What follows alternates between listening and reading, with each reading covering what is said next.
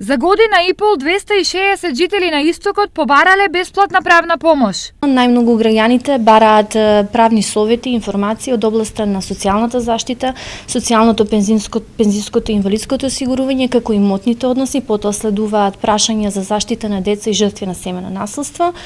Под нив се работните односи и најмалку застапени се заштита на жртви на казниви дела. Бројката од 260 баратели на бесплатна правна помош е резултат на ниската информираност и слабите познавања на граѓаните на можностите кои ги нуди системот. Истражувањето што го спроведовме покажува дека лицата што се обратиле кај нас за помош се задоволни од услугите, имаат доверба во здруженијата, многу малку се запознаени со тоа што го нуди системот. До информации доаѓаат најчесто преку медиумите, преку своји блиски кои што веќе побарале помош. Во меѓувреме, овластеното Сдружение за бесплатна правна помош на Истокот, ЕХО, им помогнало на 57 граѓани да поднесат барање за одобрување на бесплатна правна помош.